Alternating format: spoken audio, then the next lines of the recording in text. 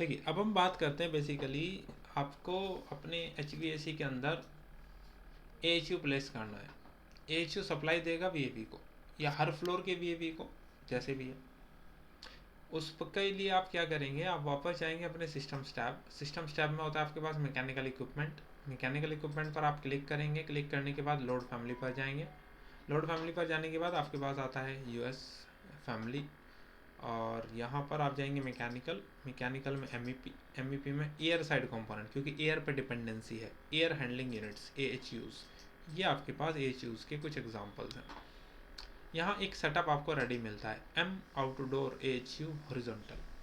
अगर मुझे सपोज ये यूज़ करना है, मैं इसको सेलेक्ट करूँगा, ओपन करूँगा तो ये लोड हो जाएगा। लोड होने के बाद मुझे ये यहाँ रखना है। अब दिखाई तो नहीं दे रहा है, रीज़न ये है कि मैंने अभी इस वक्त सीलिंग प्लान खोला हुआ है। आपको जब AHU सेटअप करना है, अगर वो फ्लोर बेस्ड AHU है तो आपको वो फ्लोर प्लान में दिखाई देगा जब आप फ्लोर प्लान में जाएंगे। या आपने AHU का सेटअप यहाँ रेडी किया रखा। AHU सेटअप में आपको कुछ चीज़ें मिल रही हैं। एक तो मिल रहा है इसका आउटलेट, जो इससे आउटलेट निकलेगा, और यहाँ पर आपको मिल रहा है कॉयल का सेटअप। ये कॉयल में इनलेट और आउटलेट जो रहेगा वो आप कूलेंट कह सकते हैं या वाटर कह सकते हैं, जैसा भी लिक्विड का फ्लो रहेगा इसके अंदर। नीचे देखो आप, इसमें हॉट वाटर फ्लो भी है और चिल्ड वाटर का फ्लो भी गिवन है। इसका मतलब इस एक साइड चिल्ड वाटर, एक साइड हॉट वाटर, दोनों कनेक्ट होगा। दो टाइप की कॉइल्स इसके अंदर हैं लगी हुई।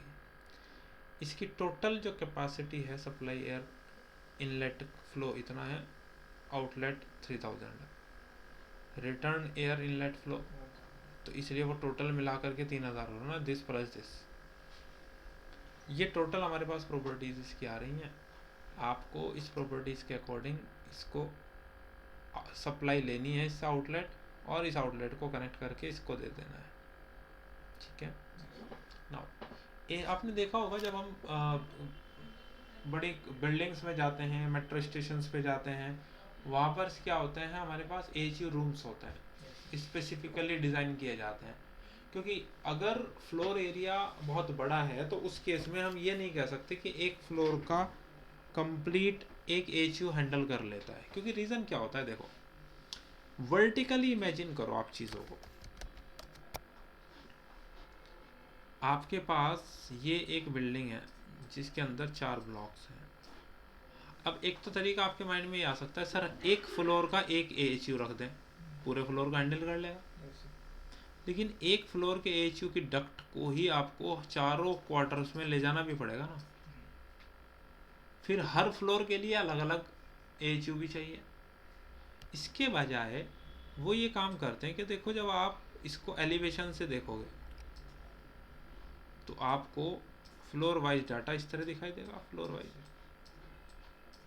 टॉप से ऐसे दिख रहेगा। अब आप मान लो एक क्वार्टर ये है, एक क्वार्टर आपका ये है, एक क्वार्टर आपका ये है, और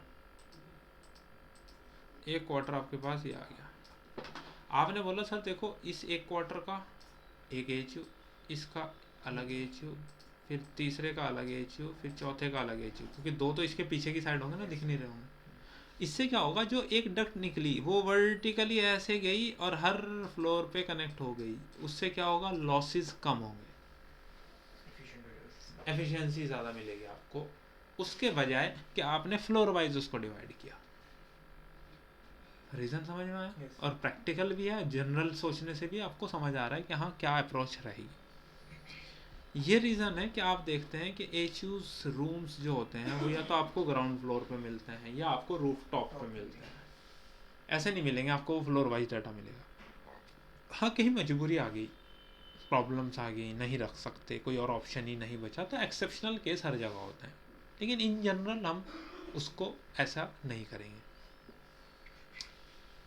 ओके नाउ मैंने बोला, मैंने इसको सेलेक्ट किया। सेलेक्ट करने के बाद अगर इसको चेक करें, मैं आपको यहाँ लेकर आता हूँ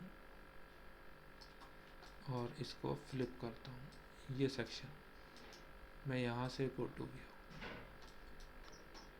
मैं इसको सेलेक्ट करता हूँ तो देखो ये तो आउटलेट है, इससे जो जाएगा। ये इसके लिए इनलेट है, फ्रेश एयर है, डक्ट बना करके छोड़ दो, बस बाहर से इनटेक ले रहा होगा, छोटा मोटा फिल्टर हो सकता है लगा हुआ हो बस, बाकी तो पूरा सेटअप अंदर का है। यहाँ पर आपके पास इनलेट और आउटलेट के ऑप्शंस हैं जो कॉइल्स में कनेक्ट करेंगे, चिल्ड के लिए और हॉट के लिए, दोनों तरह के। एक नीचे ड्रेन होगा क्लीनिंग पर्पस के लिए, जैसे कभी क्लीनिंग विलीनिंग करनी होती है उस पर्पज़ के लिए, मेंटेनेंस के लिए। आपको याद होगा मैंने आपको रिटर्न के बारे में समझाया था, रिटर्न आपने वीएवी में कनेक्ट किया है या आप डायरेक्टली सारे रिटर्न लेकर के एचयू पे भी जा सकते हैं, बजाय वीएवी में कनेक्ट करने के आप एचयू में भी कनेक्ट कर सकते हैं। तो अगर रिटर्न एचयू में कनेक्ट किया जाएगा तो रिटर्न यहाँ कनेक्ट होगा। क्लियर? हमने बोला ठीक है, एक काम करते हैं, वापस आते हैं। वापस आने के बाद यहाँ से इसका रिटर्न, इसका सप्लाई लेते हैं। ये सप्लाई आ रही है, सप्लाई लाने के बाद हमें ये सप्लाई ऊपर की तरफ लेकर जानी है। अभी फ़िलहाल एलिवेशन है 500, तो बेटर समझने के लिए आप सेक्शन पे ही आओ वापस। ये था, ये आपका इनलेट है, ये आपका आउटलेट है, तो हमें चाहिए आउटलेट।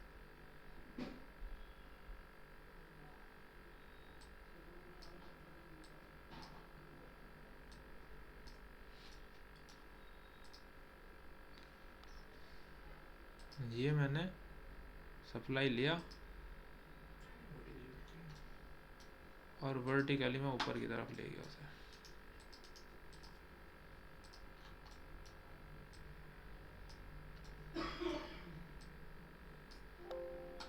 एक तरीका यही है।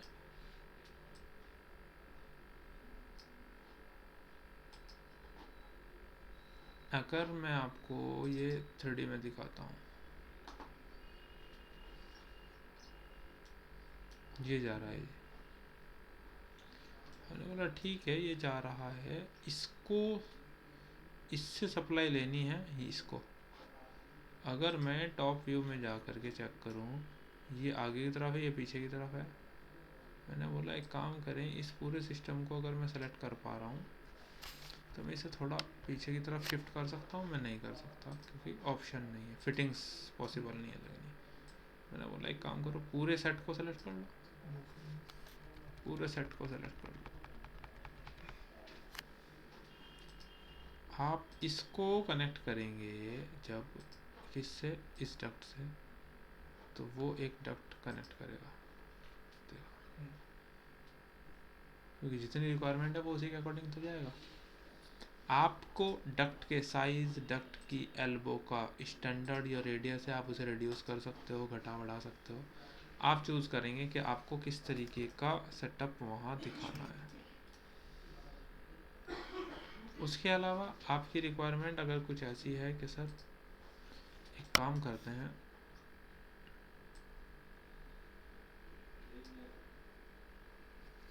एक दो तीन, एक तो ये सेटअप पूरा हो गया,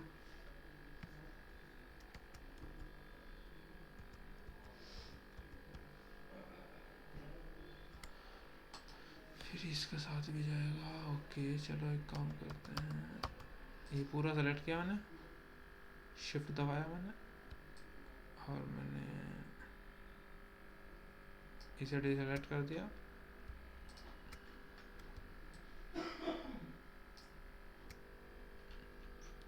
ये पूरा सिस्टम सेलेक्टेड है, सप्लाई वाला भी और रिटर्न वाला भी, वीएवी भी सेलेक्टेड है। मैं जा रहा हूँ एलिवेशन पर, यहाँ से कर रहा हूँ copy paste, align to selected level 2 पे 3 पे। ओके कॉपी हो गया सिस्टम। लेवल 2 पर जाइए, सिस्टम दिखाई दे रहा है, बस क्या करना है, सेलेक्ट करिए इसको, connect into this.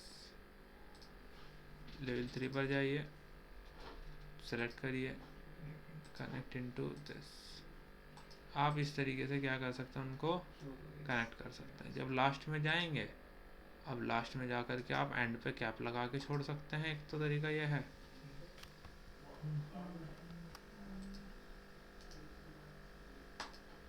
Cap open है, या दूसरा तरीका यह है कि आप एक काम करें, ट्रिम दिस एंड दिस, मतलब ऊपर जाके आपको उसकी ज़रूरत ही नहीं है, आप ऐसा भी रिड्यूस करके ख़त्म कर सकते हैं उसको। वो जितना ज़्यादा डिफरेंसेस है वो नहीं ले पाएगा ना, हमें उसे पहले से ही उस हिसाब से सेटअप करना पड़ेगा। तो आप इस तरीके से उसको कनेक्ट कर सकते हो, सप्लाई जा रही है हर एक फ्लोर पे।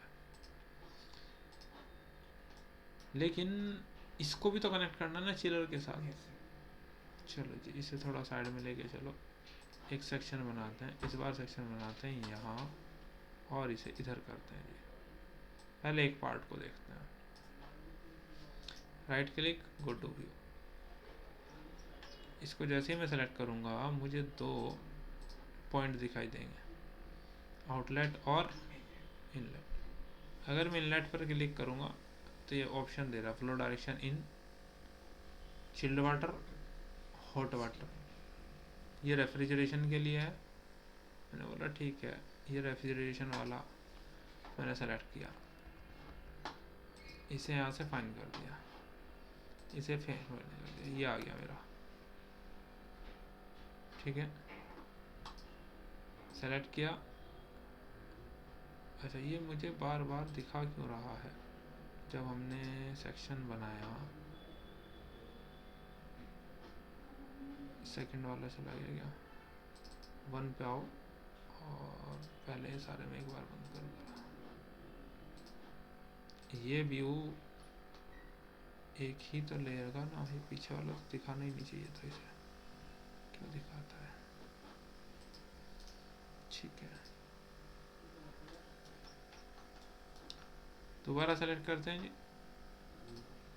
और ऊपर वाले को सेलेक्ट करते हैं, चिल्ड वाटर वाला आउटलेट। ये दोनों क्या है? चिल्ड वाटर वाले। एक को थोड़ा कम रखा, एक को थोड़ा ज़्यादा रखा जानबूझकर। ठीक है जी, शेडेड करके छोड़ दिया। इसका डायमीटर कितना है? 40 mm। अब क्योंकि ये चिल्ड वाटर वाला है, मैकेनिकल इक्विपमेंट में वापस जाइए, लोड फैमिली में जाइए, लोड फैमिली में जाने के बाद वापस आ जाइए। अब आपको जाना होगा यहाँ से fans and blowers, air side component से तो बाहर आओ, आप जाओ वाटर साइड कंपोनेंट में। वाटर साइड कंपोनेंट में चिलिंग, चिलर्स, ये रहे आपके चिलर्स और बॉयलर्स, ये दो चीज़ होती हैं। आपको जो भी चाहिए, जिस टाइप का भी कंपोनेंट चाहिए, अगेन के डिज़ाइनर ने सेलेक्ट कर रखा होगा। हम बात करते हैं, चलो हमें ये वाला चिलर यूज़ करना है। हमने चिलर को सेलेक्ट किया, ओपन किया, ओपन किया तो ये एक कंपोनेंट आया, और इसके पाइप्स के सेक्शन हमने देखे कहाँ हैं, इसे प्लेस किया, ये है इधर। हमने बोला एक काम करो, वायर फ्रेम में ही दिखाओ, एल अलाइन, इसके अकॉर्डिंग इसको कर दिया जी। इसको पकड़ के थोड़ा पीछे की तरफ खींचा, अलाइनमेंट लॉक भी रहे तो हमें कोई टेंशन नहीं है, बेहतर है, इधर उधर नहीं जाएगा। मेरे पास दो ऑप्शन है, एक तो है नीचे वाला, एक है ऊपर वाला। अच्छा, जब मैं यहाँ से बना रहा था पाइप, तो मेरा ये सप्लाई था, इनलेट था या आउटलेट था, मुझे अभी ये नहीं पता चल रहा, सेक्शन पे जाके देखना पड़ेगा।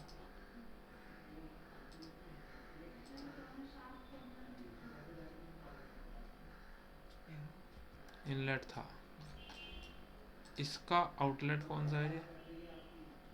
ऊपर वाला, तो ये ऊपर वाले से कनेक्ट होगा। उसका डायमीटर है 125 mm, इसका डायमीटर है 40 mm। हमने बोला ठीक है, एक काम करेंगे, यहाँ से पाइप बनाना शुरू करें, लेकिन उसको साइज़ को सेलेक्ट कर लें, कहाँ जाना है, तो वो रिड्यूसर लगा देगा अपने आप। एक तो तरीका ये है कि इसको डायरेक्टली लाओ और ला के इसके साइज़ पे कनेक्ट कर दो, रिमूव कर दो भाई कंस्ट्रेंट, कोई दिक्कत नहीं हमें। ये एक तो तरीका ये है, डायरेक्ट कनेक्ट हो गया। लेकिन अगर ये भी इसी लाइन में जाएगा तो क्या होगा, ये और वो आपस में इंटरसेक्ट हो जाएंगे, क्योंकि दोनों ऊपर नीचे हैं। तो हमें क्या करना पड़ेगा, मैंने फ़िलहाल इस वाले पाइप को सेलेक्ट किया और इसे हाइड किया कुछ देर के लिए। या एक काम करो, इसे एज इट इज छोड़ो, इसे सेलेक्ट करो, राइट क्लिक, ड्रॉ पाइप, और मैंने वही किया, इसको 40 mm तक ले गया मैं ऐसे, और थोड़ा सा यहाँ छोड़ दिया जानबूझकर। इतने पोर्शन को सेलेक्ट किया, शिफ्ट दबाया, इसे नहीं करना, ये टॉप से देखा, ये कनेक्टेड है, डबल एच हाइड कर दिया उसे। अब इसको ड्रॉ करके जब मैं ला रहा था, इसको थोड़ा साइड लाइन किया पहले, ठीक है जी, एच आर। अब मुझे मिल गया मेरा ये वाला पाइप है जो उससे कनेक्ट होना है। मैं यहाँ से गया ड्रॉ पाइप इधर लेकर और ले जाके कनेक्ट कर दिया। अब आप डायरेक्टली अगर 3D में लेकर जाऊँ तो देखो एक पाइप इधर आकर के कनेक्ट हो रहा होगा,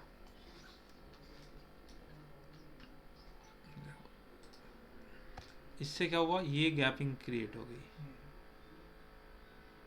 समझ आई बात, ये गैपिंग क्रिएट हो गई। ये गैपिंग क्रिएट करके थोड़ा साइड में लाके वापस से जाना तो उसी अलाइनमेंट पे, क्योंकि अप डाउन है, यहाँ भी अप डाउन वहाँ भी अप डाउन, तो हमारे पास इसके अलावा कोई और ऑप्शन नहीं है उसको डाइवर्ट करके इधर लाने के अलावा। ठीक है जी बात। इसी तरह आप बॉयलर से कनेक्ट कर दोगे, बस इक्विपमेंट को प्लेस करके पाइप से कनेक्ट करना है। आपने पाइप से कनेक्ट कर दिया तो आपका कनेक्शन पूरा हो गया, कनेक्शन पूरा हो गया तो आपका सेट है मामला। ये आपके दोनों सिस्टम यानी कि HVAC वाला पूरा सिस्टम रेडी हो जाएगा। अब जैसे मैंने बोला इसके इनलेट के लिए आपकी चॉइस है, आप यहाँ पर कोई डक्ट बना करके, रिटर्न वाला नहीं चाहिए भाई, सप्लाई वाला चाहिए ना मुझे, यहाँ डक्ट बना करके आप छोड़ दो, वो एयर ले रहा होगा कहीं से, ये हमने छोड़ दिया। इस टाइप से आप उसको क्या कर सकते हैं जी, छोड़ सकते हैं, पूरा सिस्टम आपका रेडी हो जाएगा। यह है कंप्लीट, आपने एयर हैंडलिंग यूनिट का सेटअप कंप्लीट कर लिया, जिसमें चिलर्स एंड ऑल कनेक्शंस कर दिए कम्प्लीटली। बाकी जो इतनी भी चीज़ें पड़ी हैं हमने, कैप लगाना एंड करना, वो सब हमारा कंप्लीट हो गया। इसको कंप्लीट करने के बाद मैं वापस जाता हूँ फ्लोर प्लान पर। फ्लोर प्लान पर वापस जाने के बाद, अच्छा डक्ट साइजिंग हमने कर लिया, बात आती है डक्ट लाइनिंग। डक्ट की लाइनिंग भी की जाती है। जैसे क्या होता है, HU से एयर आ रही है या VAV से एयर जा रही है, इनके अंदर सबसे ज़्यादा एयर फ्लो करती है ना मेन डक्ट में, इसकी वजह से इनके अंदर वाइब्रेशन और नॉइज़ होने के चांसेस ज़्यादा होते हैं। इस तरह की डक्ट के लिए आप क्या करते हैं, जब आप अपने डक्ट को सेलेक्ट करते हैं तो आपको ऊपर एक ऑप्शन मिलता है ऐड लाइनिंग। लाइनिंग क्या होती है, अंदर साइड होती है स्ट्रेंथ देने के लिए, जिससे वाइब्रेशंस ना हो पाए, रिड्यूस करने के लिए। तो ऐड लाइनिंग पे क्लिक करो। लब लाइनिंग का जो भी मटेरियल आपको चूज़ करना है, टेक्सटाइल या फाइबर ग्लास बोर्ड, और वो कितनी थिकनेस का यूज़ करना है आप डिफाइन करके जैसे ही ओके करेंगे, ओके करते ही आप ध्यान दो अंदर की साइड आपको लाइनिंग नज़र आ रही है। और दूसरा और इम्पोर्टेंट पार्ट, वो तो पूरे सिस्टम पे अप्लाई होता है। आप कर्सर लेकर जाइए, टैब की दबाइए, आपने पूरा सिस्टम सेलेक्ट किया। सेलेक्ट करने के बाद फिल्टर में मैं जा रहा हूँ, क्योंकि एयर टर्मिनल भी सेलेक्ट कर लिया उसने, तो मैंने बोला डक्ट, फिटिंग्स, डक्ट्स और फ्लेक्स डक्ट, बस ये 3 चीज़ सेलेक्टेड है सप्लाई वाली। सब में एक साथ ऐड इंसुलेशन, मुझे इंसुलेट करना है, कौन से मटेरियल से करना है, कितनी थिकनेस है। जैसे आप ओके करोगे, इंसुलेशन कंप्लीट। आप चेक करो आउटर साइड में हो रही है, सारा ये इंसुलेट कर दिया गया, इवन ये भी इंसुलेटेड हो गया फ्लेक्स डक्ट में। आप इंसुलेशन भी करने की ज़रूरत पड़ेगी और लाइनिंग भी ज़रूरत पड़ेगी। उसके अलावा आपको अपने डक्ट्स के लीजेंड्स भी क्रिएट करने होंगे। जैसे आप अपने एनालाइज टैब पर जाइए। एनालाइज टैब में आपके पास यहाँ होता है कलर फिल लीजेंड, यहाँ पर आपके पास एक ऑप्शन होता है कलर फिल लीजेंड का, आप इसको सेलेक्ट करिए। सेलेक्ट करने के बाद कहाँ आपको ये प्लेस करना है नॉर्मली आता है, लेकिन हमने क्या किया हुआ है, हमने डक्ट लगाई है, तो यहाँ ऊपर की तरफ आइए, डक्ट लीजेंड को सेलेक्ट करिए। डक्ट लीजेंड सेलेक्ट करेंगे, कहाँ प्लेस करना है, मैंने बोला यहाँ प्लेस करना है। फ्लो के अकॉर्डिंग या वेलोसिटी के अकॉर्डिंग, हमने बोला फ्लो के अकॉर्डिंग क्योंकि हमने सारा काम तो फ्लो पे किया है। ओके, लेकिन आपने रिसाइजिंग वेलोसिटी पे भी की थी, तो हम कह नहीं सकते, दोनों में से किसी भी मेथड से आप यूज़ कर सकते हो। ओके करिए। ओके करते ही उसने क्या किया, कलर फिल कर दिया। ये कलर कोडिंग्स देखो यहाँ दिख रही होंगी आपको, डक्ट सारी फिल हो गई ना।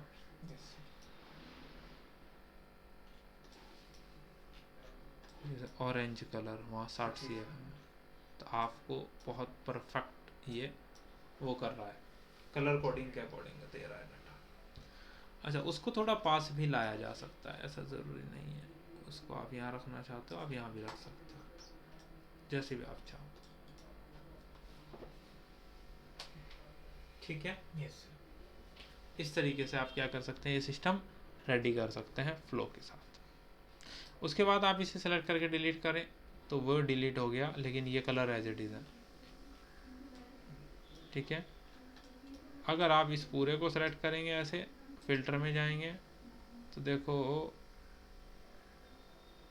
यहाँ कोई ऐसा ऑप्शन नहीं दिख रहा आपको, तो इसलिए वो सबसे लास्ट में लगाया जाएगा जब काम हमारा हो जाएगा सारा, उसके बाद हम लगाएंगे। अदरवाइज ये आपको सिंपली ऐसे नज़र आ रहा है। ठीक है, तो डक्ट लीजेंड्स आप क्रिएट कर सकते हैं जब आपका काम कंप्लीट हो जाए सारा मॉडलिंग का, एक साथ सबसे लास्ट में आप अप्लाई करेंगे।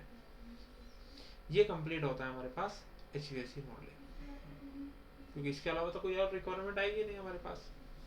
इससे पहले हमने इलेक्ट्रिकल को कंप्लीट किया। इलेक्ट्रिकल में हमने लाइटिंग वाला, पावर वाला, इंफॉर्मेशन एंड कम्युनिकेशन वाला इलेक्ट्रिकल कंप्लीट हो गया था। मैकेनिकल में हमने HVAC वाला पोर्शन कंप्लीट किया है। अब हम कल स्टार्ट करेंगे प्लम्बिंग। प्लम्बिंग कंप्लीट करने के बाद फिर वापस जाएंगे फायर वाइडिंग।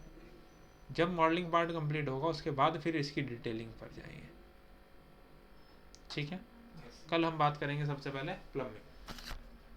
सर, और ये जो सीलिंग माउंटेड एग्जॉस्ट सिस्टम होता है, हाँ, तो उसमें भी तो हमें डक्ट्स क्रिएट करनी होगी। फिर डक्ट क्रिएट कर दीजिएगा, सिंपल।